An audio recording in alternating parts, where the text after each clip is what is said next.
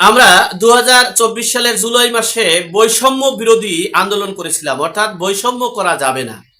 কিন্তু দুর্ভাগ্যবশত হলো আমরা বৈষম্য বিরোধী আন্দোলন করার পরে যে আন্দোলনে আমরা সফল হয়ে আমরা হয়েছিলাম মন্ত্রী, আমরা হয়েছি এমপি, আমরা হয়েছি দেশের বিখ্যাত বিখ্যাত নেতা। যাই হোক, সেই বৈষম্যটা ইতিমধ্যেই এই বর্তমান সরকার, অর্থাৎ একটা নির্বাচনকালীন সরকার, নির্বাচিত সরকার, যেটা এই বর্তমান সময়ের একটা অংশ স্বীকার করছেন যে নির্বাচনকালীন সরকার। তো নির্বাচিত সরকারের আমলে এদেশের জনগণের অনেক প্রত্যাশা থাকে, এদেশের জনগণের অনেক চাওয়া পাওয়া থাকে। অর্থাৎ এই 18 কোটি মানুষের ড্রাইভার হচ্ছেন এই নির্বাচিত প্রধানমন্ত্রী তারেক রহমান। সুতরাং এই 18 কোটি মানুষই প্রত্যাশা করে তারেক রহমানের কাছে। তো সেই তারেক রহমান কি এমন প্রত্যাশা পূরণ করলো? হঠাৎ করে দেখলাম যে বৈষম্যের শেষ নেই। গ্রাম অঞ্চলে বিদ্যুৎ 16 ঘন্টা বিদ্যুৎ থাকে না। সুতরাং আবার অপরদিকে দেখি ঢাকাতে বিদ্যুতের ঘাটতি নেই, টুঙ্গিপাড়াতে বিদ্যুতের ঘাটতি নেই, গোপালগঞ্জে বিদ্যুতের তেমন একটা ঘাটতি নেই। তো বিশেষ করে সে অঞ্চলেও বিদ্যুৎ যাওয়া আসা করে, কিন্তু ঢাকায় বিদ্যুৎ যায় না। ইতিমধ্যেই আমাদের প্রধানমন্ত্রী তিনি আবার বলেছেন যে বৈষম্যটা দূর করার জন্য আমরা একটা পদক্ষেপ নিয়েছি, ঢাকাতেও যেন 2-1 ঘন্টা কারেন্ট বা বিদ্যুৎ থাকে।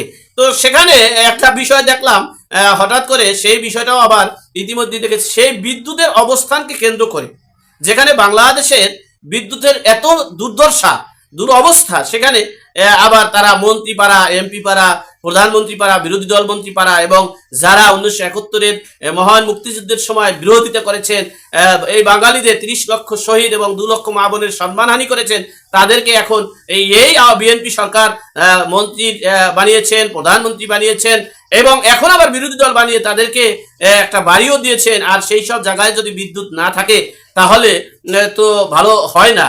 তারপরও তারা একটা চেষ্টা করেছেন, যেহেতু সারা বাংলাদেশে যেখানে মানুষ হাহাকার করছে সেখানে একটু বিদ্যুতের ব্যবস্থা করবেন, তিনি সেই অবস্থা করেছেন। ইতিমধ্যেই আবার সোশ্যাল মিডিয়ায় একটা ভিডিও দেখলাম, খুব ভাইরাল হয়েছে। সেটা হচ্ছে এই তারেক জিয়ারই সৈনিক, বিএনপির সৈনিক। তোমার কি নাম? মুন্না। তুমি এই যে এই এলাকায় থাকো কতদিন যাবো? বড় হয়েছি ভাই, আমি রয়েছি খাম্বা, আমি এত কিছু লই নাই ভাই। কিসের খাম্বা নিচ্ছ? ওই যে বিদ্যুতের খাম্বাটা, স্বরূপ বিদ্যুতের খাম্বা, আর কিছু লই। কোন জায়গায় বিক্রি করছো? শ্যামপুরের দোকানে। কয় টাকা দামে বিক্রি করছো? আপনি 1800 টাকা। তোমার লাগে জড়িত কি? এই মানিক আছে, আর কেউ নেই। আর কেউ নাই? না। মানিকের বাপের নাম নুরু মিয়া। জি। এই ঘটনা কবে নিচ্ছ? এটা 2 দিন আগে। হ্যাঁ, 2 দিন আগে। 2 দিন আগে নিচ্ছ? জি। তুমি কত বিক্রি করছো? 1800 টাকা। 1800 টাকা বিক্রি করছো। কোন দোকানে? দোকানের নাম বলতে পারো? নাম কি? তারেক মিয়ার গেঞ্জি লাগায়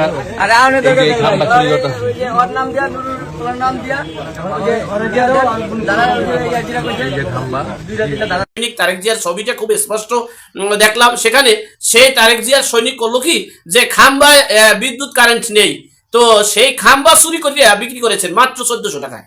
কেউ তার মুখের ভাষায় শুনলাম যে তিনি বলেছেন যে আমি নিজেই খাম্বাটা চুরি করে নিয়েছি, আর তার সাথে আরো একজন সম্পৃক্ত আছেন, তিনিও অবশ্যই বিএনপির বড় নেতা।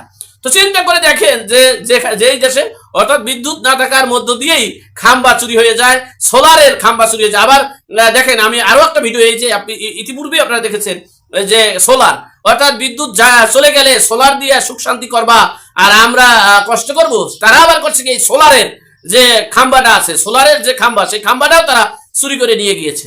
অর্থাৎ যাতে সোলারও ব্যবহার করতে না পারো সে ব্যবস্থা তারা বলবো। অর্থাৎ এই বর্তমান সরকার, অন্তর্বর্তীকালীন সরকার এবং বর্তমান সরকারের মিশন এবং ভিশন হচ্ছে 1971 সালের 25শে মার্চ পাক হানাদার বাহিনী বলেছিল তোদেরকে ভাতে মারবো, তোদেরকে কাপড়ে মারবো, তোদেরকে গুলি করে মারবো, তারপরে তোদেরকে বাংলা সারা করবো।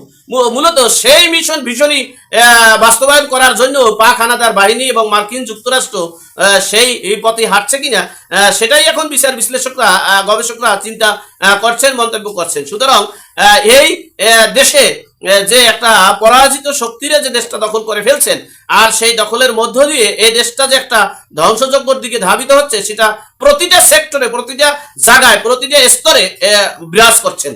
আল্লাহ আমাদের সকলের বিপদ থেকে মুক্ত করুক, আমিন। আসসালামু আলাইকুম।